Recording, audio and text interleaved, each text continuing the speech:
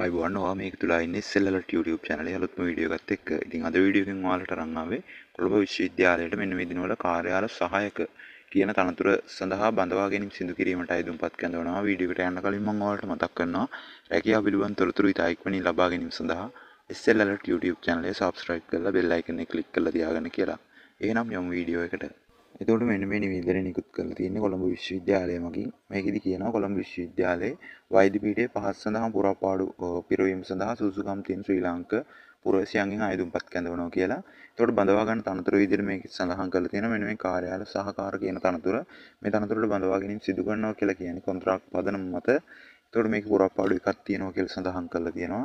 මෙන්න මේ කාර්යාල සහකාර කියන තනතුරට අවශ්‍ය වෙන අධ්‍යාපන සුසුකම් ගැන සඳහන් කරලා තියෙනවා. එතකොට ඒකෙදි කියනවා සාමාන්‍ය පෙළ විභාගයෙන් ඔයා විෂයන් 6ක් සමත් වෙලා කුමන හෝ විෂයන් දෙකකට සම්මාන දෙකක් ලබලා තියෙනවා නම්, ඒ කියන්නේ 6යි 2ක් ලබලා තියෙනවා නම්, ඔයාලට මෙන්න මේ කාර්යාල සහකාරකින් තනතුර සඳහා අයදුම්පත් යොමු කරන්න පුළුවන් කියලා මේකෙදි සඳහන් කරලා තියෙනවා. ඊට පස්සේ කියනවා ශ්‍රී ලංකා පුරවැසියෙක් වෙන්න ඕන කියලා කියනවා. ඒ වගේම කණ්ඩායම් හැංගීමෙන් වැඩ කරන්න පුළුවන් කෙනෙක් වෙන්න ඕන කියලා කියනවා. ඒ වගේම මනස සංනිවේදනයෙන් යුතු පුජ්‍යල සංනිවේදන හැකියාවන්ගෙන් යුතු පුජ්‍යලෙක් වෙන්න ඕන කියලාත් මේකෙදි සඳහන් කරලා තියෙනවා. ඊට පස්සේ කියලා තියෙනවා මෙන්න මේ පහත් සඳහන් සුසුකම් තියන අය කෙරෙහි විශේෂ සැලකිල්ලක් නැත්නම් විශේෂ සුසුකමක් විදිහට සලකලා බලලා මෙන්න මේ තනතුරට බඳවා ගැනීම සිදු කරනවා කියලා කියනවා.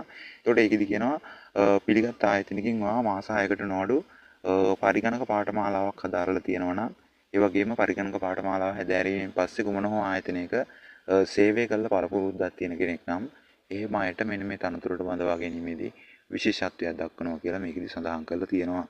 මෙන්න මේ තනතුරට බඳවා ගැනීමට අදාළ වයස් සීමාව සඳහන් කරලා තියෙනවා. වයස අවුරුදු 18 සහ 45 අතර අයට මේකට අයදුම් කරන්න පුළුවන් කියලා කියනවා. ඊට පස්සේ වැටු පරිමාණ ගැන සඳහන් කරලා තියෙනවා. රුපියල් 23500ක මූලික වැටුපක් මෙන්න මේ තනතුරට අදාළව පිරිනමනවා කියලා කියනවා. මේකට ජීවන වියදම් දීමනාව එකතු වෙනවා කියලා කියනවා. ඔයාලා දන්නවා ජීවන වියදම් දීමනාව 17800ක ජීවන වියදම් දීමනාවක් මෙන්න මේ 23500ට එකතු වෙනවා කියලා කියනවා. ඒ වගේම EPF, ETF වගේ දීමනාත් මෙන්න මේකට එකතු වෙනවා කියලා කියනවා. ඊට පස්සේ තව කියලා කියනවා රුපියල් 5000ක දීමනාවකුත් මෙන්න මේ තනතුරට අදාළව මෙන්න මේ 23500 ජීවන වියදම් දීමනාව සහ ETF, EPF වලට අමතරව තවත් රුපියල් 5000ක් වැටුපට එකතු වෙනවා කියලා මේකෙත් සඳහන් කරලා තියෙනවා.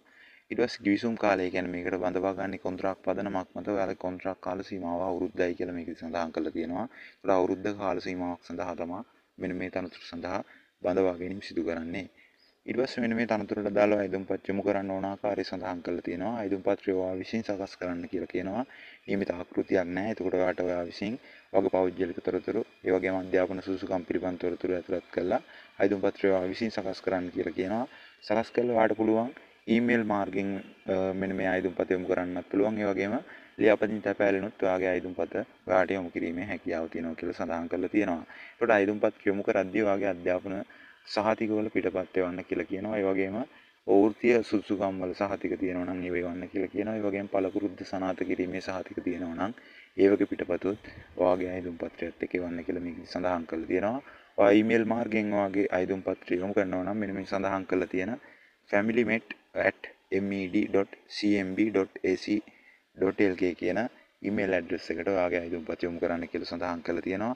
ඔයා ලියාපදිංචි තැපෑලෙන් ඔයාගේ අයදුම් පත්‍රය යොමු කරනවා නම් මෙන්න මේ සහකාර ලේකාධිකාරී වෛද්‍ය පීඨයේ අංක 25 කිංසිපාර කොළඹ 8 කියන ලිපිනයට ලියාපදිංචි තැපෑලෙන් ඔයාගේ අයදුම්පත යොමු කරන්න කියලා සඳහන් කරලා තියෙනවා.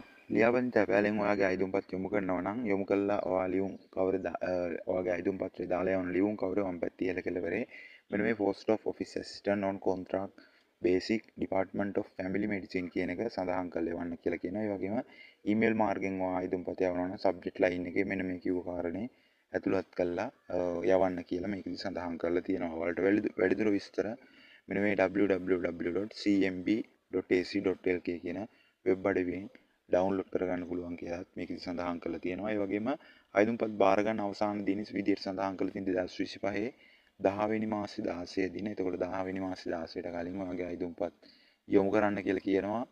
නියමිත දිනෙන් පස්සේ ලැබෙන අයදුම්පත් සලකා බලන්නේ නැහැ කියලා කියනවා.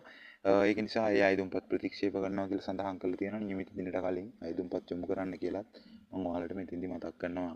ඉතින් මම හිතනවා ඔයාලට මෙන්න මේ කොළඹ විශ්වවිද්‍යාලයේ වෛද්‍ය පීඨයේ පවතින මෙන්න මේ කාර්යාල සහායක කියන තනතුරට බඳවා ගැනීම සම්බන්ධ නිවේදනයේ අවශ්‍ය කරන අධ්‍යාපන සුසුකම් සහ අයදුම්පත් යොමු කරන ආකාරය ඔයාලට පැහැදිලි වෙන්නේ නැති කියලා. මෙන්න මෙවැනි රජයේ රැකියාව, පෞද්ගලික අංශ රැකියාව, රජයේ ගැසට් නිවේදන පිළිබඳ තොරතුරු ඉතා ඉක්මනින් ලබා ගැනීම සඳහා SLLT YouTube channel එක subscribe කරලා තියාගන්න කියලා මතක් කරන ගමන් ගිහිල්ලා එන්න.